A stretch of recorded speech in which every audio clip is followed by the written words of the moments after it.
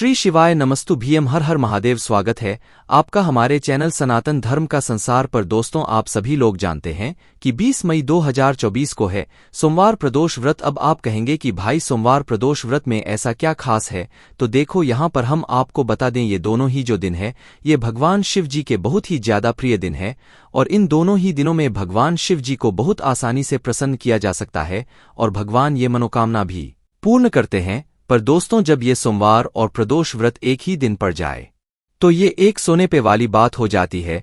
इसीलिए इस मौके को आपको अपने हाथ से नहीं जाने देना चाहिए, क्योंकि भाई ये जो मौके हैं ये सोमवार प्रदोषण व्रत का ये काफी समय बाद आता है, ऐसे हर बार नहीं आता है।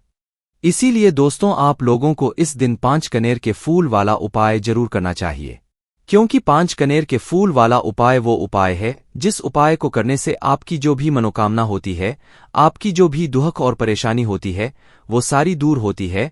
और साथ ही में अगर आपको कोई काम नहीं भी बन रहा होता है, आपको किसी भी प्रकार की समस्या चल रही होती है, तो आपको उसमें भी यहाँ पर फायदा मिलता है। और दोस्तों, जब आप लोग इस सोमवार प्रदोष व्रत को, जो कि 20 मई 2024 के दिन पड़ रहा है, इस दिन आप जो भी उपाय करेंगे, इस उपाय का फल आपको बहुत ही जल्दी और बहुत बड़ा होकर मिलेगा, क्योंकि आप इस उपाय को एक बहुत ही बड़े विशेष दिन पर कर रहे हैं जो कि काफी समय बाद आता है। तो दोस्तों, इस सोमवार प्रदोष व्रत को आपको 5 कनेर के फूल वाला उपाय कैसे करना है वो हम आपको यहाँ पर समझाते हैं।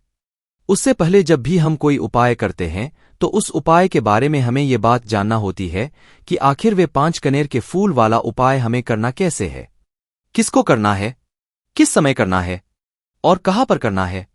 तो देखिए, सबसे पहले चीज ये 5 कनेर के फूल वाला उपाय किसको करना है हम ये समझ लेते हैं। तो देखिए, ये वाला जो उपाय है ये घर में सभी सदस्यों को करने की जरूरत बिल्कुल भी नहीं है। घर में से अगर कोई एक बड़ा मुख्य सदस्य भी इस वाले उपाय को करेगा तो उसके पूरे घर परिवार को इस उपाय को करने का फल मिल जाएगा। पर वो एक घर का बड़ा मुख्य सदस्य होगा कौन, जो कि इस वाले उपाय को करेगा?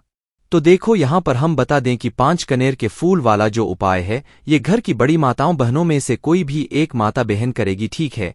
इस बात का आपको ध्यान रखना है, अगर किसी कारणवश घर में माताएं बहनें उपस्थित ना हो या किसी कारणवश वो उपाय ना कर पा रही हो तो उस जगह पर फिर घर का कोई बड़ा व्यक्ति भी इस वाले उपाय को कर सकता है। फिर चाहे वो पुरुष ही क्यों ना हो, उसमें कोई भी दिक्कत वाली बात नहीं है, ठीक है। तो ये बात आप लोग समझ गए कि विशेष रूप से घर की जो बड़ी माताएं बहनें हो, उन माताओं बहनों में से कोई भी एक माता बहन इस 5 कनेर के फूल वाले कर सकती है। उसके बाद में दोस्तों, इस 5 कनेर के फूल वाले उपाय को हमें करना किस समय है? तो देखो, सोमवार का दिन और प्रदोषण व्रत का दिन हम आपको बता दें कि दोनों ही समय बहुत ही उत्तम है इस उपाय को करने के लिए। चाहे आप सुबह के समय भी इस उपाय को करेंगे तो भी आपको बहुत ही अच्छा फल मिलेगा, और शाम के समय प्रदोष काल में करेंगे तो भी आपको इसका बहुत ही बड़ा फल मिलेगा। उसका क्या कारण है? क्योंकि शाम का जो समय होता है, प्रदोष काल का जो समय होता है, उस समय में दोस्तों ये प्रदोषण व्रत के दिन का सबसे अच्छा समय होता है, जिस समय भगवान शिव या प्रसन्न होते हैं। तो आप 5 कनेर के फूल वाले उपाय को सुबह के समय भी कर सकते हो और शाम के समय भी कर सकते हो। सुबह कर रहे हो तो 10, 11, 12 बजे तक उपाय कर लेना। बाकी सुबह सुबह जितना जल्दी हो सके उतना जल्दी उपाय करने की कोशिश करना तो ज्यादा अच्छा रहेगा। और शाम के समय की बात करें तो शाम को 6 बजे से लेकर रात 8 बजे के बीच में कभी भी आप उपाय करोगे, आपको उपाय का फल जरूर मिलेगा। तो इस बात को आप लोग समझ गए। अब ये जो 5 कनेर के फूल वाला उपाय है ये होगा कहाँ पर? क्या हमें घर पर करना है? ये हमें शिवजी के मंदिर में जाकर करना है। तो देखो, ये 5 कनेर के फूल वाला शिवजी के मंदिर में जाकर ही होगा, ये आपके घर पर नहीं होगा। इस बात का आप लोगों को विशेष रूप से ध्यान रखना है। तो आपको अपने घर पर क्या करना है कि भाई बस उपाय की तैयारी को करके शिवजी के मंदिर पहुंच जाना है। ये बात आप लोग समझ गए। उसके बाद में दोस्तों अब आती है मेन बात, ये 5 कनेर के फूल हमें लाना कहाँ से है? तो देखो, 5 कनेर के फूल अब आपको हमें बताने की जरूरत नहीं है कि ये पेड़ से आपको तोड़कर लाने हैं। ये आपको किसी दुकान पर बिकते हुए ज्यादातर नहीं मिलेंगे, और जहां पर भी ये कनेर का फूल लगा हुआ होता है वहां आपको अच्छी से अच्छी सा खासी मात्रा में 5 कनेर के फूल यहां पर मिल जाएंगे, ठीक है। बस ध्यान रखना कि अगर आप किसी के घर के अंदर से तोड़ रहे हो तो उससे पूछ लेना, हालांकि अगर उसका पेड़ बाहर लटक रहा है और बाहर फूल नीचे भी कर रहे हैं तो आप बिना पूछे भी तोड़ सकते हो। पर अगर उसके घर के अंदर लगा हुआ और आपका हाथ नहीं पहुंच रहा है तो आप उससे इजाजत लेकर उससे पूछकर वह करने के फूल तोड़ सकते हो ताकि आपको उपाय का अच्छा फल मिल जाए, ठीक है। और बाकी आपको चोरी वगैरह से वैसे फूल नहीं तोड़ना है, वैसे ये फूल आसानी से मिल जाते हैं, आपको इसमें कुछ अलग से करने की बात नहीं है। तो 5 कन्नी के फूल यहाँ पर आपको सिर्फ चाहिए, जो कि आप सुबह सुबह भी तोड़ सकते हो, एक दिन पहले तोड़कर भी रख सकते हो। उस स्थिति में जब आपको सुबह सुबह एकदम से ये कनेर के फूल ना मिले तो आपके घर के आसपास जहां पर भी कनेर का पेड़ लगा हो वहां पर जाना और सिर्फ 5 कनी के फूल तोड़कर लेकर आ जाना। ताजा फूल लाओगे तो ज्यादा बेहतर रहेगा, बाकी रात में रखोगे तो फिर उतना बेहतर नहीं रहेगा। हाँ, उस स्थिति में रख सकते हो जब आपको सुबह एकदम से ना मिले, आपके घर के आसपास कोई कने का पेड़ ना हो और आप कहीं दूर से लेकर आए हुए हो, तो उस समय पर आप लोग सकते हो। बाकी उपाय आप सुबह के समय भी कर सकते हो, शाम के समय प्रदोष काल में भी कर सकते हो। विधि वही रहेगी जो कि हम आपको इस वीडियो में बताने वाले हैं। तो देखिए, 5 करियर के फूल तो आप अपने साथ में रखोगे, पर क्या सिर्फ 5 करने के फूल लेकर हम शिव जी के मंदिर पहुंच जाएंगे? नहीं, आपको इसके साथ में क्या करना है, अपने साथ में पूजन सामग्री भी रखना है। हम कम से कम वाली पूजन सामग्री बताते हैं। बाकी जो लोग प्रतिदिन शिव जी के मंदिर पूजन करने के लिए जाते हैं, पूजन सामग्री लेकर जाते हैं, वो वैसे के वैसे लेकर जा सकते हैं, उसमें कोई भी दिक्कत वाली बात नहीं है। तो आपको करना क्या है? तो देखो, सुबह के समय आप उपाय कर रहे हो तो कम से कम 1 लोटा जल, वो भी मिट्टी का जल, वैशाख का महीना है, वैशाख का सोमवार है, वैशाख का प्रदोष व्रत है, तो भी मिट्टी का जल अगर आपको मिल जाए बहुत अच्छी बात है। रात्रि में भरकर रख देना किसी मिट्टी के पात्र में, तो वो जल सुबह आप लोग लेकर जाना। बाकी सादा जल भी लेकर जाओगे, कोई भी दिक्कत वाली बात नहीं है। इसके 1 लोटा जल के अलावा जो भी पूजन सामग्री है वो लेकर जा सकते हो, उसमें भी कोई दिक्कत वाली बात नहीं है। और अपने उपाय की सामग्री को रखकर शिवजी के मंदिर पहुंच सकते हो। उपाय को करने के लिए जितना जल्दी हो सके सुबह सुबह उपाय को करने की कोशिश करना। शाम के समय की बात करें तो अपने 1 गोलबत्ती का शुद्ध देसी गाय का घी का आटे का दीपक तैयार करके लेकर जाना है। इसके अलावा आपको शाम के समय और कुछ लेकर जाने की जरूरत नहीं है। बस दीपक को घर से जलाकर नहीं लेकर जाना है, अपनी माचिस लेकर जाना है और मंदिर में जाकर जलाना है। इस बात का आप लोगों को ध्यान रखना है। तो यहां तक आप लोग बात समझ गए। अब इसके बाद हम समझते हैं कि इस 5 कनेर के फूल वाले उपाय को आखिर आपको करना कैसे है, कहां पर करना है। ये बात तो आप समझ गए हो, तो करना कैसे है वो सुनिए। तो देखिए, 5 कनेर के फूल सबसे पहले आप लोग अपने साथ में रखकर शिव जी के मंदिर पहुंच जाना और जाते से उपाय मत करने लग जाना। भगवान के दर्शन करना मतलब हाथ जोड़कर उनको निहारना 1-2 सेकंड, 5 सेकंड, 10 सेकंड तक। उसके बाद में शिवजी के शिवलिंग के पास में आना। पहले आपको क्या करना है, पूजन अर्चना करना है, पहले उपाय नहीं करना है। जैसे 1 लोटा जल लेकर गए हुए हो तो 1 लोटा जल चढ़ा दो, पूजन सामग्री जो भी है उनसे पूजन अर्चना कर लो। शाम के समय जा रहे हो तो पहले अपना भय घी का दीपक शिवजी के शिवलिंग के पास में बैठकर आराम से जला देना। और दोस्तों, उपाय को करते समय कोई भी आप जल्दबाजी मत करना, आराम से उपाय करना और उस दीपक को रखने के बाद ही अपने उपाय को शुरू करना, तो से ही आपकी पूजा अर्चना हो जाए, आपके सारे काम हो जाए। उसके बाद में आपको क्या करना है, अपने 5 कनेर के फूल निकालकर अपने सामने रख लेना है।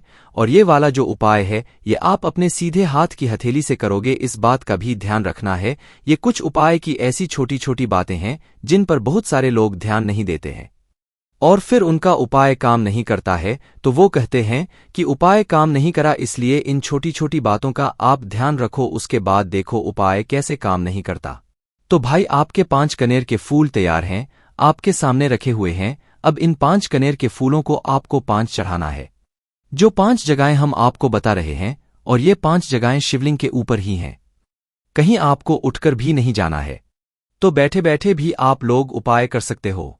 तो भाई, 5 कनेर के फूलों में से सबसे पहला कनेरी का फूल आप लोग उठा लो और पहला कनेरी का फूल उठाकर आपको कहां पर चढ़ाना है, इसे चढ़ाना है आपको सबसे पहले भगवान गणेश जी वाले स्थान पर।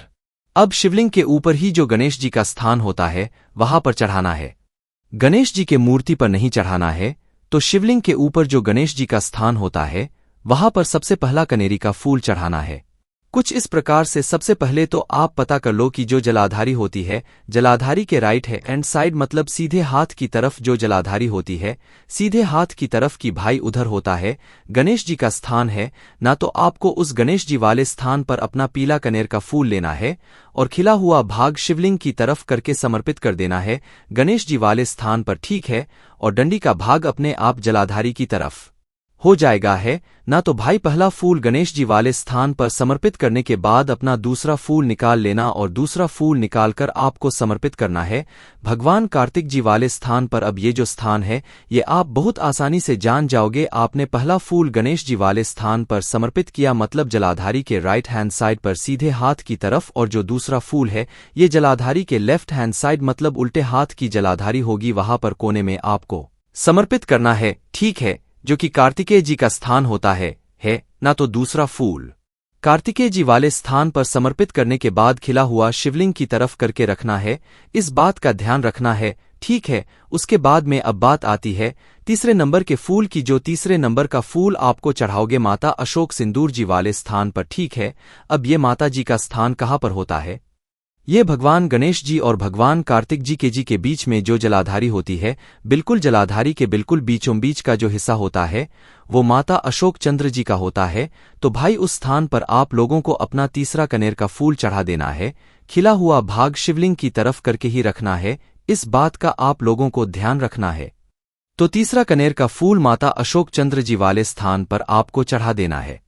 उसके बाद में दोस्तों चौथे कनेर के फूल की अगर हम लोग बात करें तो ये चौथा कनेर का फूल शिवजी की 5 पेटियों वाले स्थान पर आपको समर्पित करना है।